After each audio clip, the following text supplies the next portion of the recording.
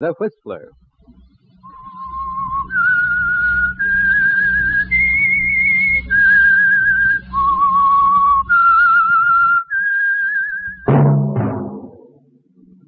That whistle is your signal for the signal oil program, The Whistler.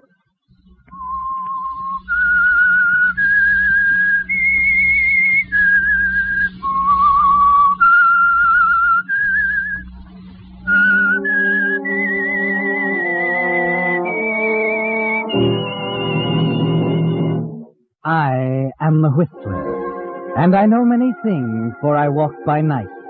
I know many strange tales hidden in the hearts of men and women who have stepped into the shadows. Yes, I know the nameless terrors of which they dare not speak.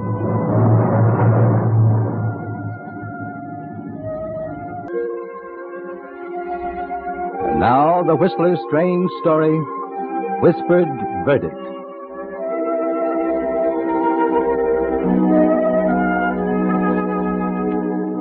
She sat at the big, shiny table, nervous, fighting a closed-in feeling that made it hard for her to breathe, sensing always the hundreds of eyes boring into the back of her head, the low, suspicious whisperings from the townsfolk in the spectators' gallery. And she knew that this time she couldn't shrug it off, that the chips were down, and she, Edith Glenby, was on trial for her life. The prosecution has established that not only did Edith Glenby have a motive for murdering her husband, but also an opportunity. Carl Glenby was killed with a knife, probably the bone-handled knife missing from the Glenby carving set. We are unable to produce that knife for the excellent reason that the murderer realized its importance and took especial pains to get rid of it. But the fact remains that Carl Glenby was killed with a knife. And you have all heard testimony stating Edith Glenby threatened to kill him in exactly that way. No, I didn't. That's a lie. Mrs. Glenby, this sort of thing won't help you. Well, I don't care. You can't let him say those things. I didn't threaten him. I didn't. When the defendant has regained control of herself, we will proceed with the summation. But it isn't easy to control yourself, Edith. With the scales of justice teetering back and forth, and your own life in the balance, you try and settle down, telling yourself your turn will come when Charlie Jackson, your lawyer, has his say. The prosecution has established that Mrs. Glenby quarreled with her husband. Yes, this woman you see before you, stunned with grief, miserable at this cruel and unwarranted accusation, is on trial for the murder of her husband, simply because she quarreled with him. Let the one who can honestly say there has never been a marital squabble in his family cast the first stone, or the first ballot for conviction.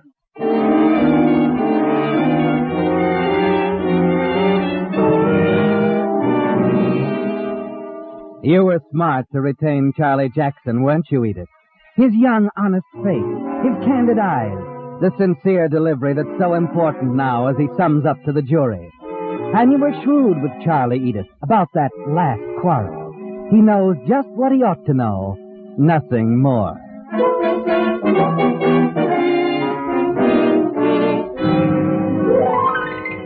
The jury is retired now, and you begin to feel confident.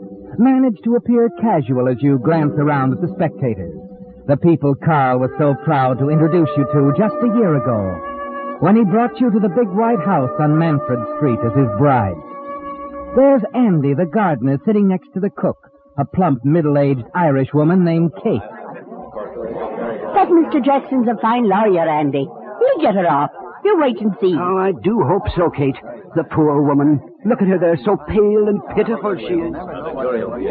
And on the other side of the courtroom, John Felden, the executor of Carl Glenby's estate, muttering something to his wife, Agnes. I wish I knew what to make of that woman, Agnes. It's pretty simple to me. She married Carl for his money. When she found he wouldn't hold still for it, she put a knife in him. Well, I suppose that's for the jury to decide. Fortunately, though, I can make my own decision about the money. It seems an age before the door to the jury room opens, and the 12 most important people in the world take their places in the box.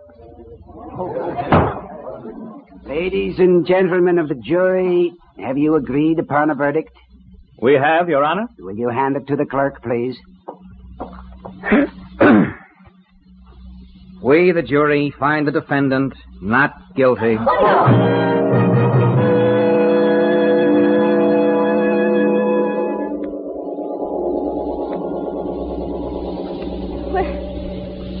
Where am I? In the judge's chambers, Mrs. Glenby. You collapsed when the verdict was announced. Oh, Charlie. They acquitted me. You did it. I'm safe. I never had a moment's doubt you would be. It's really over. They can't try me again. No? No matter what they find out? Is there something to find out? No. I only meant if somebody should trump up a piece of evidence. Like the murder knife, I suppose? Well, maybe. You know, Mrs. Glenby, there's another court, higher than the one that just cleared you. It's public opinion. Sometimes its verdict carries heavier penalties than the one you've just escaped. Well, I don't care what people think of me in this town. You don't intend to stay here? After the way these yokels have treated me, the sooner I can sell the house and clear out, the better I'll like it. Under the circumstances, I think you're wise. What does that mean, Charlie? Whatever you want it to mean, Mrs. Glenby. Good day.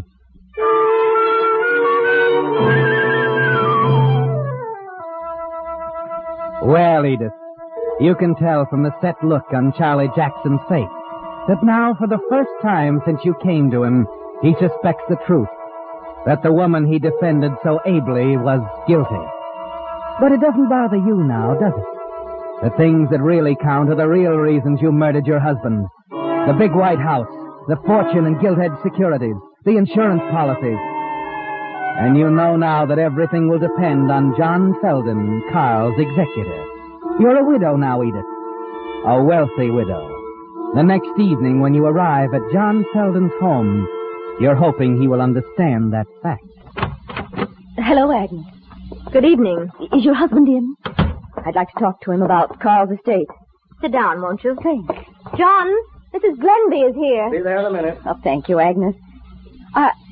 I'm sorry I didn't get a chance to speak to you after the trial. Don't apologize. I'm rather glad you didn't. Why, Agnes, what do you mean? I'm sorry. You may as well know how I feel. What do you mean? Well, Edith, I've lost a great deal of faith in the court. Agnes, you can't possibly think I was guilty. Not after the It jury... isn't only what I think. It's what everybody thinks. It's all over town, Edith. If your innocence had been clearly established, so many people wouldn't feel that... Good evening. I only dropped in for a moment, John, to see how soon you could arrange for the sale of the house. You're very prompt. Apparently, you've lost confidence in the jury system, too. Perhaps. However, as executor of Carl's estate, I'm forced to treat your late husband's affairs as a matter of sound business, Mrs. Glenby. I'm aware of that. Good. Then you're also aware that all of his property, all of it, including the house, has been left in trust for you. A trust not likely to be dissipated. That's for me to decide. As his beneficiary... I haven't finished. As you know, Carl and I had been friends for a great many years. At the time of your marriage, he drew up a trust agreement, which leaves the administration of his estate entirely up to my discretion. I intend to carry out his instructions to the letter. But where does that leave me? I've simply got to have... There will be a stated amount coming to you on the first of every month. Ample for your needs here. You still think I killed him? I didn't say that. The man who killed my husband is still at large somewhere, John. He'll be caught sooner or later, and you'll be very sorry for what you said. When that happens, you'll find me very ready to apologize, Mrs. Glenby.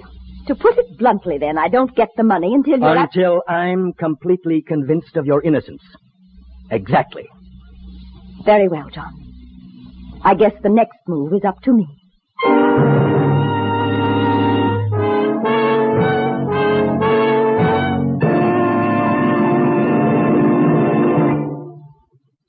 With the prologue of Whispered Verdict, another strange story by The Whistler. And now, back to The Whistler.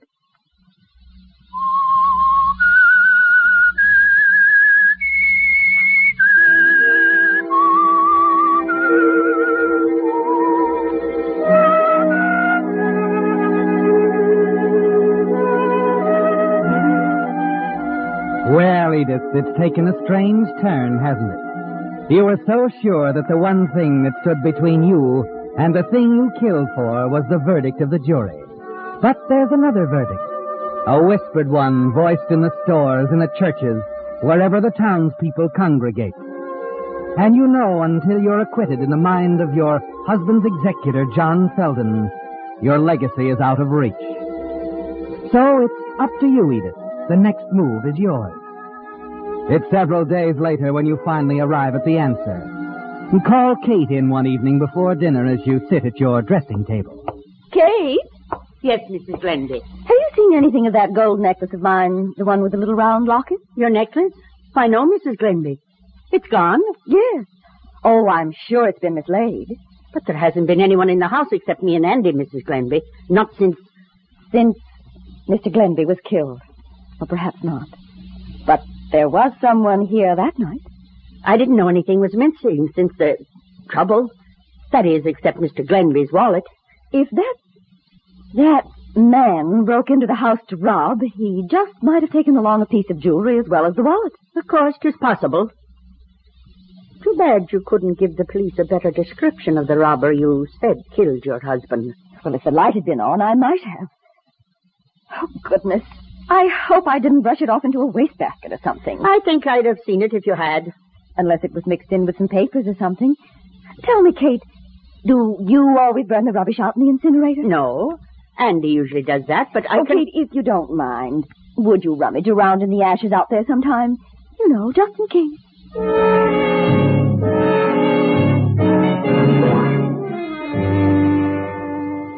It started, isn't it, Edith? Your move to divert their suspicion. Yes.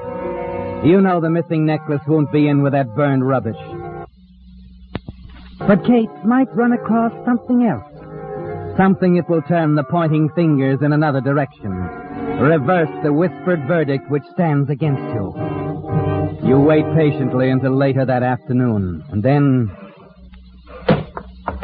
Mrs. Glenby! Mrs. Glenby! What is it, Kate? Mrs. Glenby, I looked out in the incinerator for your necklace. You found No, I didn't. But I did find this. What? Oh, little bits of gold and leather. Yes. Like they put on the corners of gentlemen's wallets sometimes. I don't understand, Kate. How could you find them out there unless... I know exactly what you're thinking, ma'am. Mr. Glenby's wallet was the same kind of a gold binding. But if it was in our incinerator and if Andy usually does the burning... I know, ma'am. I could scarcely believe it myself. I've known Andy for 7 years. He wouldn't steal anything. Why, I'd sooner believe he stuck that carving knife into poor Mr. Glenby's back. Oh, it's simply unthinkable. Kate, we mustn't say anything about it. I know how unreasonable people can be. How unfair. I'd hate myself if they started to suspect Andy.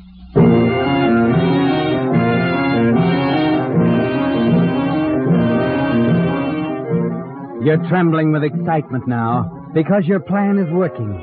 You said just enough to Kate, showed the right amount of surprise, then left her alone with her thoughts. You've something else to attend to now, Edith. The carving knife buried in the garden, the knife you used to kill your husband. You slip outside to make certain that it's exactly where you left it, so that it'll be ready when you decide the time is right to plant it in Andy's room. You move down the gravel path toward the rose hedge, and then you stop and stare in disbelief. Here, at the very spot where you buried the knife, someone has been digging.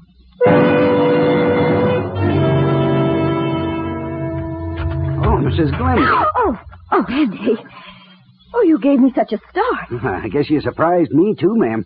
Not used to seeing you here out in the garden. Oh, Mr. Glenby thought so much of these tea roses. Goodness, who's been digging around them so? Oh, Goldie, I expect. That collie sometimes forgets where he's buried some old chunk of bone, so he goes hunting for it. Oh, but Andy, he shouldn't be rooting up Carl's favorite roses. I simply won't permit it. Well, I do the best I can to keep him out of them, Well, ma'am. you'll have to do more than that, I'm afraid. Why, it's a sacrilege. Andy, I'm afraid you'll just have to get rid of Goldie. Oh, now, ma'am. Mr. Glenby was fond of the dog. Well, I don't care, Andy. But I don't expect you to put the animal out of the way yourself. You can take him to the veterinary. Have it done. Oh, I wish you wouldn't ask that, ma'am. I'm almighty fond of that collie myself, and I know Mr. Glenby wouldn't like You'll it. do as I say, Andy. My mind's made up. Here, here's some money for the vet. Oh, but, ma'am, $50? Ma'am, it won't cost $50, even Well, if... you can have it changed at the bank. It's all I have with me now. And I want this done right away, Andy. This instant. I won't have any more digging up of these roses. Understand?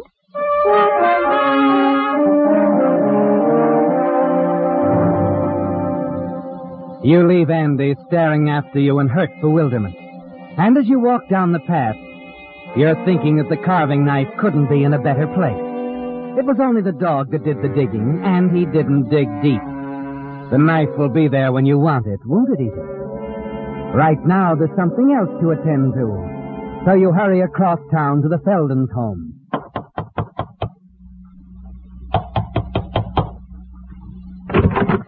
Oh, Mrs. Glenby. Agnes, I must talk to you. I need advice. I believe my husband has paid a salary to give you. Look at this, Agnes. Gold and bits of burnt leather. I don't understand. But they are the corners off Carl's wallet. The one he had when that robber killed him. Kate just found it in the ashes of our incinerator. Your incinerator? Who could have burned it there? Well, Kate blurted out that it must have been Andy. Of course, he's the only one on the place besides Kate and me, but I simply cannot believe burnt that... wallet. Yes. If it had been Andy, that would account for nobody seeing any strangers near your house that night. It would, yes. But Andy said he wasn't around either. Well, we haven't any proof, except these burned bits of leather. Still, I'm so distressed about it, Agnes. I wish I knew what to do. Kate thinks we ought to notify the police. I know she does. But until there's something more definite, I'd hate to mix poor Andy up in this. He's been so faithful and all. I know. Look, why don't you let me call John at the bank? He won't be there now, but I can reach him later. Oh, would you ask John? I'm sure he'll know what to do. After all, it's to all our interests. Oh, yes. Yes, it is. Oh, Edith, I don't quite know how to say it, but perhaps John and I have been rather hasty in our judgment, but you see... Of course, dear, it doesn't matter. All that's important now is that we straighten this thing out. I'll be waiting for your call, Agnes. At home.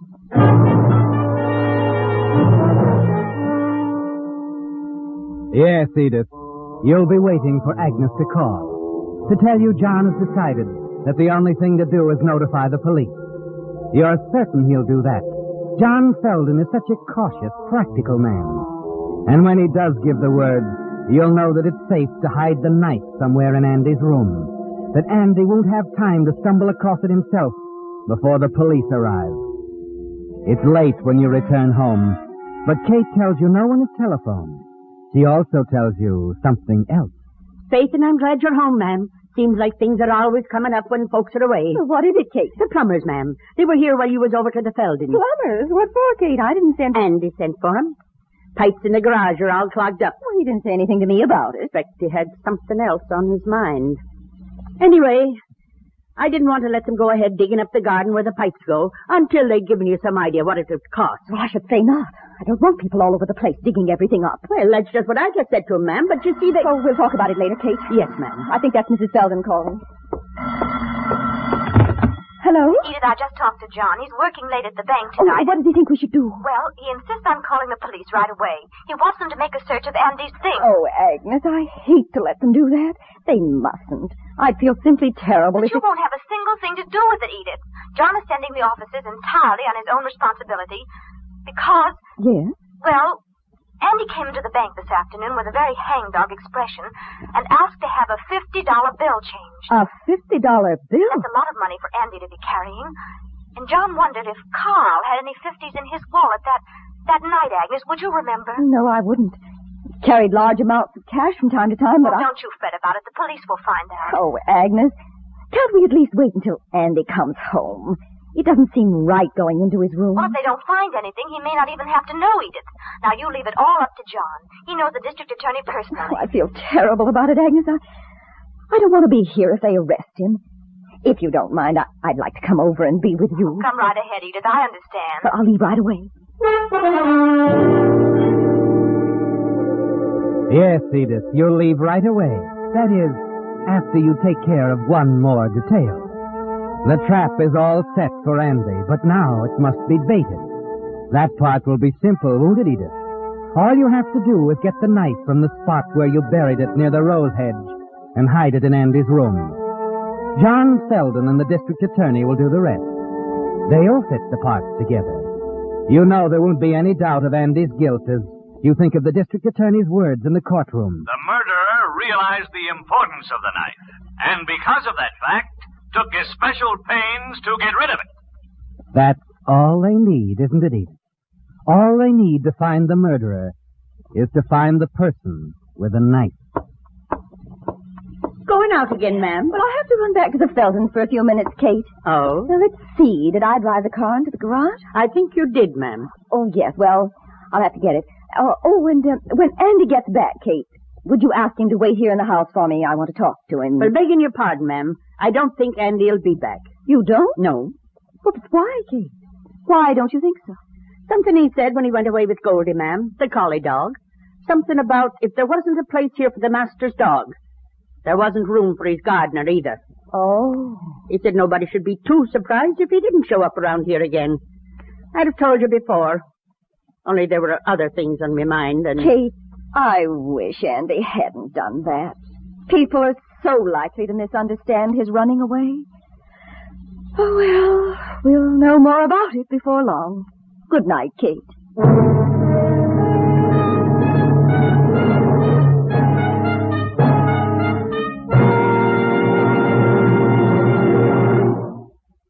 The Whistler will return in just a moment with the strange ending to tonight's story.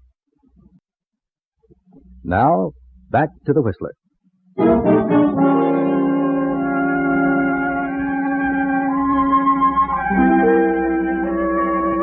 So there were two verdicts in the case of the state versus Edith Glenby, weren't there, Edith? The juries and the public. And you're sure now that in a matter of hours, the suspicious whisperings around town will become apologies, with John Selden the most humble of all. Yes, Edith. Once the all-important knife is found in Andy's room over the garage, it'll be all over. You leave Kate in the house, start back for the garage, by way of the rose hedge, of course. And you're wondering, Edith, if your timing is right, hoping John Selden is on his way. You know, D.A., if the gardener killed Glenby, we're going to look like a couple of fools. It's still only a theory, Feldon. We might have to do a lot of apologizing to Mrs. Glenby. Yes, I admit I could have been more careful with that gardener. But if it develops that an apology is in order, I certainly be the first one to do it, and in public. Well, here we are. I can't help feeling I've been unjust to her. Somehow I don't think... Is that you? Yes? Mr. Feldon, I hoped you'd get here. Come quickly. So what's the matter? I called you right away. No one answered. Then I called a doctor. What are you talking about, Katie? Here we are, only watch where you step. I can't see. Well, I have a match. Why, it's Edith. Yes, Mrs. Glenby. I told her the plumbers dug a trench out here. I guess she didn't pay much attention. Why, she's hurt. Badly. She's dead. But what was she doing out here in the garden? Oh, look. There at the V of her dress. It's a missing knife. The knife from our carving set. She must have been holding it when she fell. A missing carving knife. Then she had it all along. No, wait. Don't touch it. I'd better get in touch with my office. And offhand, Feldon, I'd say we won't have to apologize to anybody.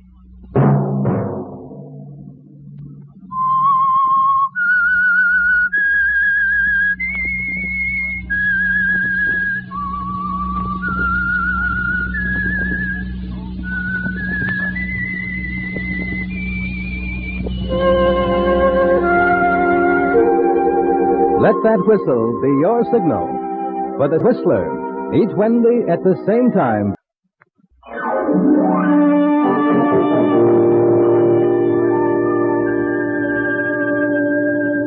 Featured in tonight's story was Miss Irene Tedrow. The Whistler was produced by George W. Allen, with story by Stuart Sterling, music by Wilbur Hatch. This is CBS, the Columbia Broadcasting System.